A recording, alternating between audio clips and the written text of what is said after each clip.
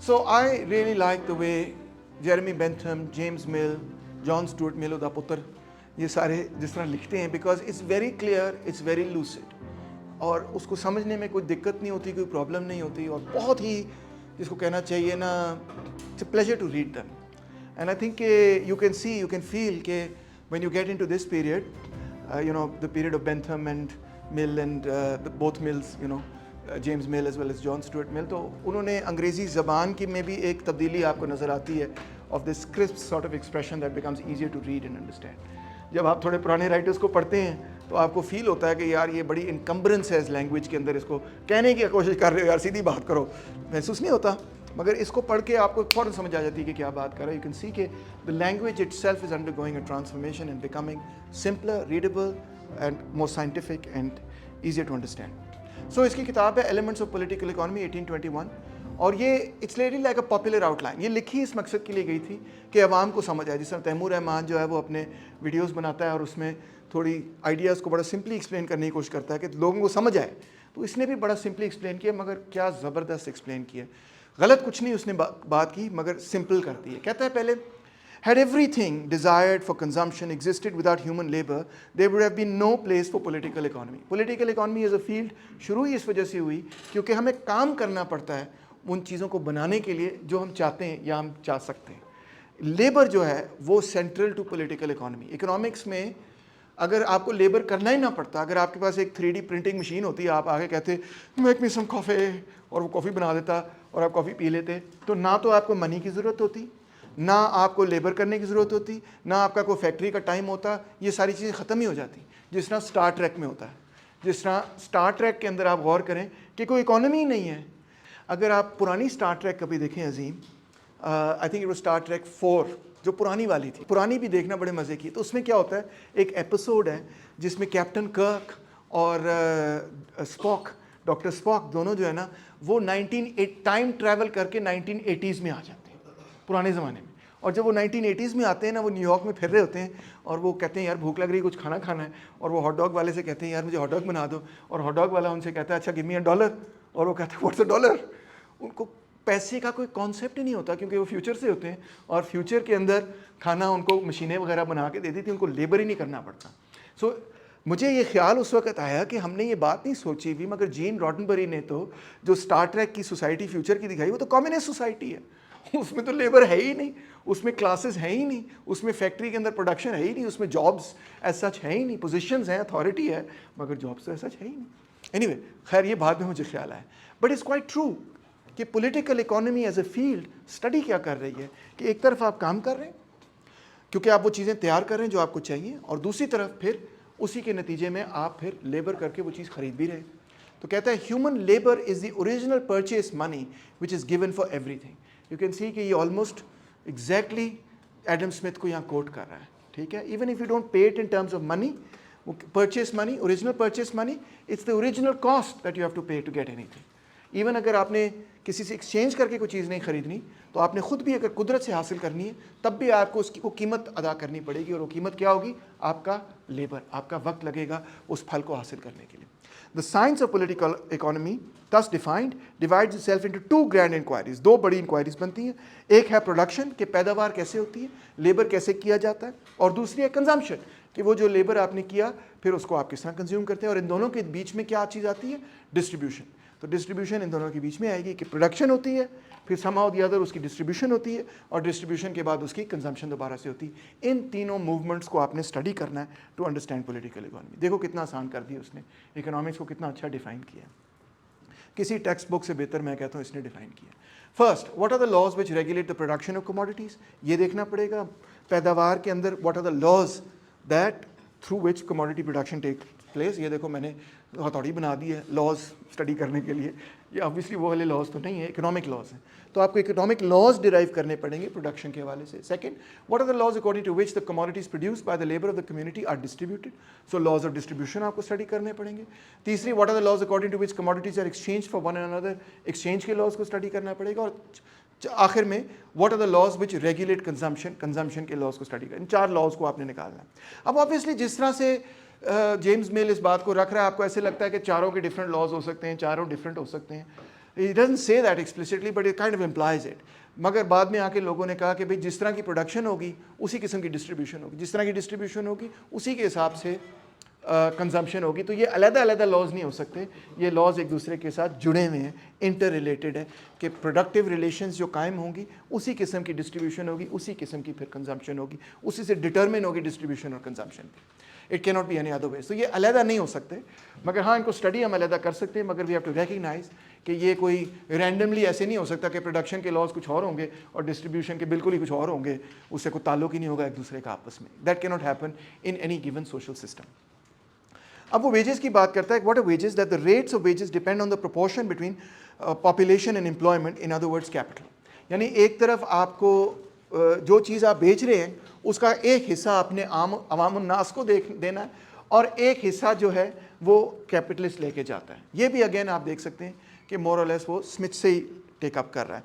The share of the labourer is determined by a bargain, कि इसमें bargaining करनी पड़ती है कि लेबरर कहता है कि साहब जी मैनू इन्नी तनख्वाह दे दो, ठीक है। फिर वो जो भी आप कमोडिटी बना रहे हैं उस कमोडिटी की कीमत में से एक हिस्सा लेबर को जाना है। कितना हिस्सा लेबर को जाना है, कितना ऊपर जाएगा कितना नीचे जाएगा, that will be determined by what, by a bargain. उसमें आपको बार्गेन करना पड़ेगा। This bargain is determined by competition, supply and demand. एक बंदा तो उससे तो अच्छा बार्गेनर हो, बुरा बार्गेनर हो, मगर जब ओवरऑल इकोनॉमी को आप देखेंगे तो क्या मेन बात होगी जो आपको पावर देगी, किस वजह से आपको जो है पावर मिलेगी, वो सप्लाई एंड डिमांड से मिलेगी। अगर डिमांड फॉर लेबरर्स बहुत हाई हुआ तो जो कैपिटलिस्ट हैं, जो एम्प्लॉयर है, वो बिड करेगा, वो कहेगा नहीं नहीं तुमने उसके पास नहीं काम करना, मेरे पास आ जाओ, मैं तुम्हें बेहतर पैसे दे दूँगी, इधर आ जाओ, क्योंकि लेबरर कम है।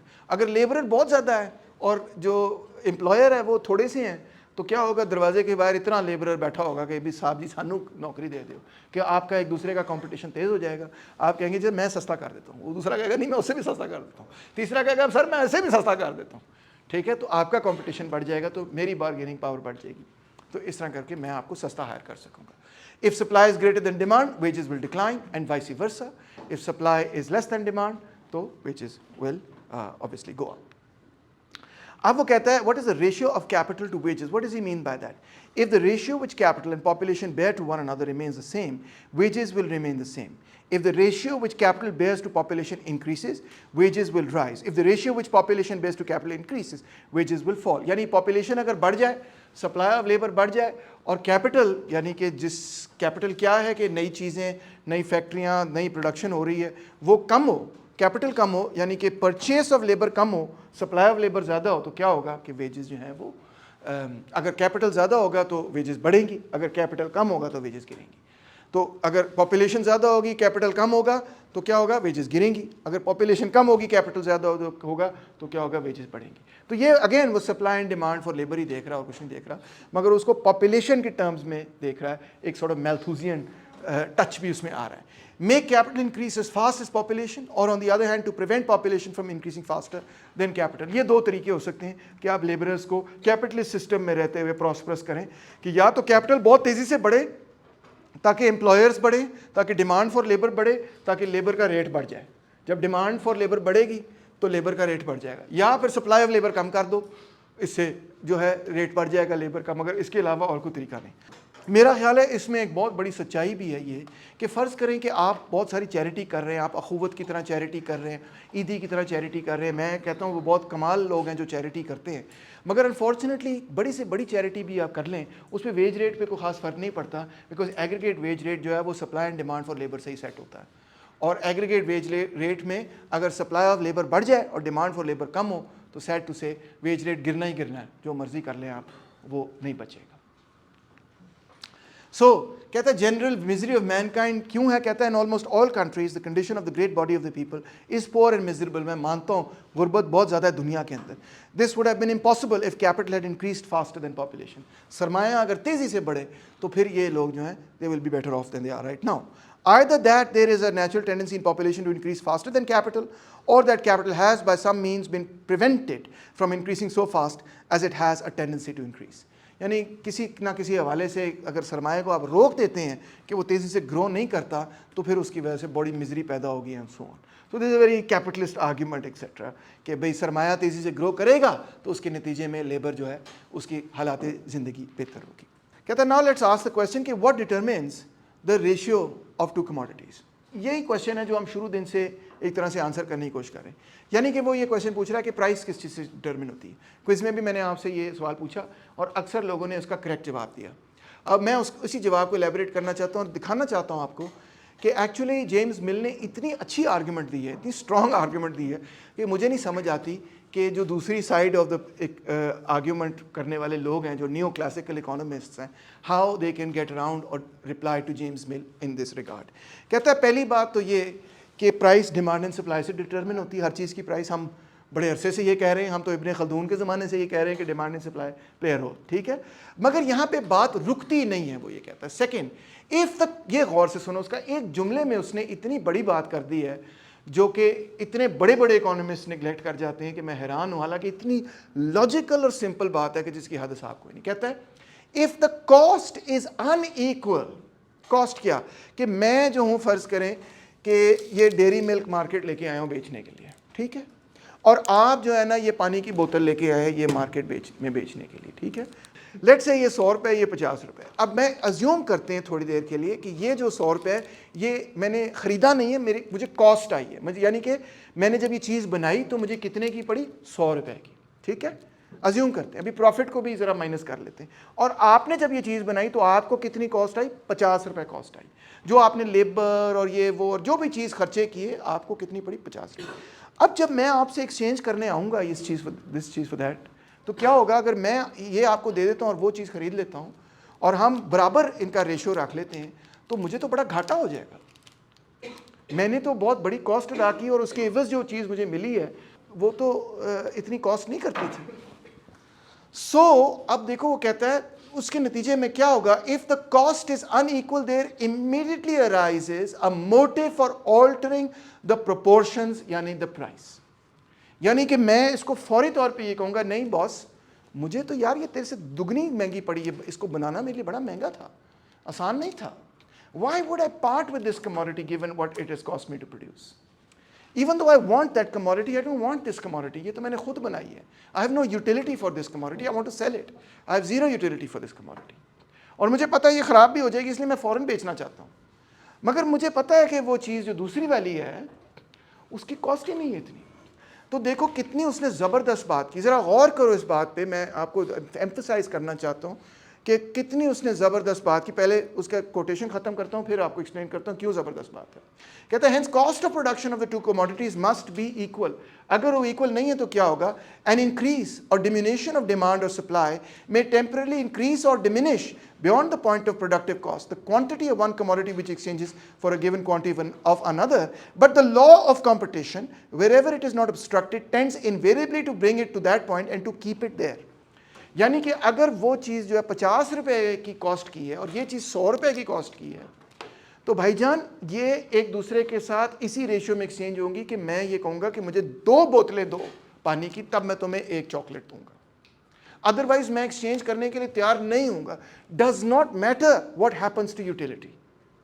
देखो जब भी मैं एफसी कॉलेज में जाता हूँ, मैं गवर्नमेंट कॉलेज में जाता हूँ, मैं लम्स के लोगों से, इकोनॉमिस्ट से जो बच्चे होते हैं उनसे बात करता हूँ, मैं इकोनॉमिक्स प्रोफेसर से बात करता हूँ, हर प्रोफेसर मुझे मैं जब उसे पूछता हूँ व्हाट डिटरमिन्स प्राइस, आज जितने लोग इकोनॉमिक्स पढ़ते हैं, मैं अगर किसी बड़े सेमिनार में जाके इकोनॉमिक्स स्टूडेंट से पूछूँ व्हाट डिटरमिन्स प्राइस, तो पहला जवाब आता है सर यूटिलिटी। बट देखो utility is the reason I want to buy that thing, because yes I want to drink water, but why would he want to sell it to me? Every sale is also a purchase, every purchase is also a sale. तो अगर आप सिर्फ utility की बात करें तो आप क्या बात कर रहे हैं? आप बात कर रहे हैं कि मैं खरीदना क्यों चाहता हूं। आप सिर्फ खरीदार के पॉइंट ऑफ व्यू से देख रहे हैं, मगर आप खरीद ही नहीं सकते जब तक कि दूसरा वाला बेचने के लिए तैयार नहीं। तो वो कब बेचने के लिए तैयार होगा? क्वेश्चन ये है। ये question utility theory totally ignore कर जाती है कि every purchase is also a sale. Every sale is a purchase. So both sides have to be ready to part with their thing and feel that they're getting equivalent amounts. Otherwise क्या होता है? Otherwise ये होता है कि अगर फर्ज करो वो कहता है 1:1 मैं एक्सचेंज करूंगा, तो इसका मतलब ये, यानी कि बोतल वो इतनी महंगी बेच रहा है, तो इसका मतलब ये है कि मेरे बेनिफिट में है कि मैं चॉकलेट्स थोड़ी सी कम प्रोड्यूस कर लूँ और मैं खुद पानी प्रोड्यूस करना शुरू कर दूँ। मैं अपनी इकोनॉमिक रिसोर्सेज शिफ्ट कर लूँगा क्योंकि मुझे सस्ता पड़ेगा कि मैं खुद वो चीज़ प्रोड्यूस करूँ बजाय कि मैं उससे खरीदूँ क्योंकि वो ज़्यादा महंगी दे रहा है मुझे। समझिए आप इस बात को। ये जेम्स मिल ने पॉइंट आउट किया, which is absolutely not just brilliant but I would say indefeatable. आप और मैं let's talk about you and me, ठीक है। फर्स्ट करें I meet you in the market for exchange. अब आपको पता है आपके टेबल पे वो पेन पड़ा है, आपको पता है 10 दिन लगे हैं आपको पेन बनाने में, पता है आपको, आपने खुद बनाया है, और मैं यहाँ पे आता हूँ और मैं आपको कुछ चीज़ और ऑफ़र करता हूँ जो बिल्कुल ही मैं ये इस चॉकलेट का रैपर देने के लिए तैयार हूँ, या मैं को बहुत सस्ती चीज़ आपको दे रहा हूँ जो आपको पता है कि एक दिन में बन जाती है। अब आप क्या तैयार होंगे कि जो चीज़ आपने 10 दिन मेहनत करके बनाई है उसके एवज आप वो चीज़ खरीद लें जो एक दिन में बन गई? नहीं तैयार होंगे ना। तो अब यूटिलिटी पॉइंट ऑफ व्यू से अगर मैं देखूं तो मुझे यूटिलिटी बहुत है कि मैं आपसे वो पेन खरीद लूं, मुझे पेन चाहिए, मैंने लिखना है। आपको यूटिलिटी है बिल फर्ज के आपने वो चीज़ लेनी जो मेरे पास है, वो हो सकता है वो चलो ग्लास ऑफ वाटर है, ठीक है, मगर आपको ये भी साथ साथ पता है कि भाईजान मैं अपना पेन नहीं देने लगा इसके लिए, अगरचे मुझे वो पानी चाहिए, अभी मैं दे भी दूंगा शायद 1 मिनट के लिए, मगर बाद में आप क्या सोचेंगे कि आइंदा मैं अपना खुद पानी ले आऊँगा, मैं थोड़ा सा अपना लेबर बचा के खुद पानी ले आऊँगा। अगर बैरियर टू एंट्री नहीं होगी तो आप खुद शिफ्ट कर लेंगे अपने रिसोर्सेज, अपना labour to produce that thing, because you know that you would not have to give up 10 days of labor for 1 day of this of the labor that goes into water. Now you would give up only 1 day of labor to get that water, which पहले आप 10 दिन अपने दे रहे थे to get that 1 day of water. अब आप वो 10 दिन ना दें, आप उसकी जगह खुद जाके पानी लें। 10 दिन आप पानी के लिए काम करेंगे, आपके पास 10 दिन का पानी आ जाएगा, 10 ग्लास पानी आ जाएगी। So it's in your rational economic interest actually कि जब मैं चीज़ ओवर प्राइस करके आपको दे रहा हूँ और आपकी चीज़ अंडर वैल्यू है, तो आपके पास आपका इंटरेस्ट ही है कि आप अपने रिसोर्सेज, आप अव्वल तो बेचेंगे नहीं, आप कहेंगे नहीं सर मैं इसकी कॉस्ट से कम कैसे इसको बेच सकता हूँ, और दूसरा अगर आप बेच भी देंगे तो बाद में आप सोचेंगे कि नहीं यार मैं आइंदा जो ऐसे ख़रीदूंगा नहीं, ये मैं खुद बना लूँगा या मैं किसी और से ख़रीद लूँगा।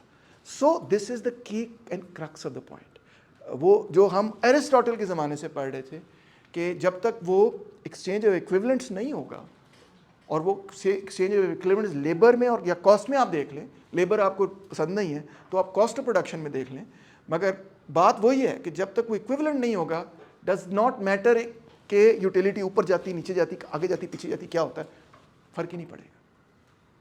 कॉस्ट बराबर होगी तो फ़र्क पड़ेगा, अदरवाइज हम अपने लेबर को चेंज कर लेंगे। ये जो आर्ग्यूमेंट है ना, मेरे ओपिनियन में ये 100% करेक्ट है। और वो जो आर्ग्यूमेंट है ना कि प्राइस जो है वो यूटिलिटी से डिटरमिन होती है, yes it looks at one side of the equation, it looks at only the buyer side perspective, it doesn't look at the seller's perspective.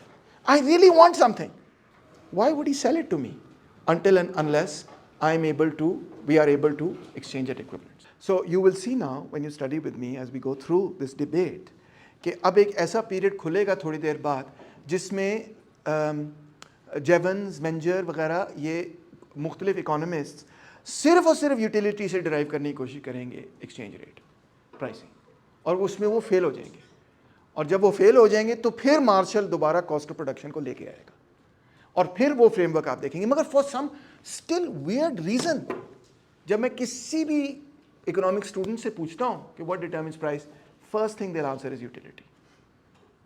Is that the correct answer? Is that even Marshall's answer? It's not, it's not exactly right. दोनों side जब तक नहीं होंगे वो नहीं होगा। इसीलिए हम मार्शलियन इकोनॉमिक्स में कहते हैं there is a long run supply curve which is actually the price. Well, that's exactly what is here, and that's exactly what we have seen in the past as well.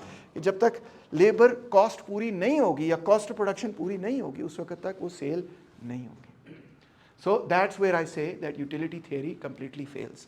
If you want to understand what determines the price of a commodity or the exchange relation of a commodity, you have to look at what it costs both sides. I mean, let's go with that assumption. I don't necessarily agree with that assumption. I think human beings are quite bloody irrational.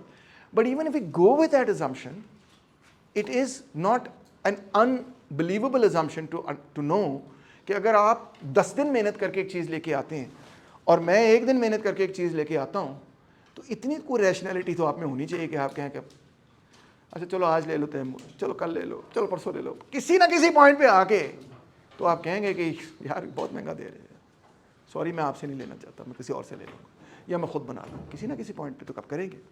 अब it doesn't mean कि ये फ़ौरन और immediately होगा, बड़ा को ठक करके फ़ौरन हो जाएगा, मगर उस पर एक प्रेशर होगा कि वो उस तरफ कन्फर्म करे। पॉइंट ये है कि वो जो मिल का एक्चुअल सेंटर पॉइंट ये है, वो ये है कि वो कौन सी चीज़ है जिसके ऊपर वो कन्वर्ज करेगा, वो है कॉस्ट ऑफ प्रोडक्शन। ये एक मैं समझता हूँ बहुत इंपॉर्टेंट और ब्रिलियंट पॉइंट है जिससे निकलना बहुत मुश्किल है। So that is the conclusion, cost of production regulates the exchangeable value of commodities. Finally जो प्राइस है, रिलेटिव प्राइस है, प्राइस तो होती ही रिलेटिव है। जब आप पैसे देते हैं तो वो पैसे भी बेसिकली कमोडिटीज़ को रिप्रेजेंट करते हैं ना। तो वो पहले आप चीज़ों में देते थे, फिर गोल्ड और सिल्वर में देते थे, फिर आप पेपर मनी में देते हैं, फिर आप डिजिटल मनी में देते हैं, मगर उससे आप और चीज़ें खरीद सकते थे। बेसिकली एक तरह से और चीज़ें आप दे रहे हैं in exchange for that thing. तो आप हमेशा इवैल्यूएट करेंगे कि ये जो चीज़ मैं ले रहा हूँ, इसके एवज जो मैं दे रहा हूँ, क्या वो दोनों बराबर हैं या नहीं। अगर मैं आपको एक ऐसी चीज़ दे रहा हूँ जो ज़्यादा वैल्यूबल है और ऐसी चीज़ खरीद रहा हूँ जो कम वैल्यूबल है, तो मैं घाटे में जा रहा हूँ, मैं नहीं करूँगा वो सौदा। वो याद है शुरू पहली क्लास में मैंने कहा था what is the worth of a commodity. कुछ लोगों ने कहा sir what's the point of this question. It's a very important question because without it, because that's what everybody does when they enter the market. And जब वो ये देखते हैं कि एक चीज़ इतनी वर्थ नहीं है जितने मैं उसके पैसे दे रहा हूँ, फिर वो चीज़ वो खरीदनी छोड़ देते हैं और अपने मैन पावर रिसोर्सेज या अपने फाइनेंशियल रिसोर्सेज को शिफ्ट कर लेते हैं। और जब वो शिफ्ट करते हैं उसकी डिमांड का गिर जाती है और उसकी प्राइस नीचे आनी शुरू होती है। ये है मामला। So that's why I say that without looking at the supply side of the equation, you cannot understand how the price mechanism functions. Then the question between the labor theory of value and the other side of the equation becomes only whether you can reconcile the cost of production into labor cost, which of course you can do very easily. Ricardo already did it. So did Smith, which is कि कोई भी product जो बनता है उसकी production chain में अगर आप पीछे जाते जाएं, so what remains is nature and man. That's it. So the cost is basically what man has put into the whatever nature you're working with, the wood you're working with, or the plastics or the metal or whatever material you're working with. It's all basically accumulates into human labor. It's a very powerful argument.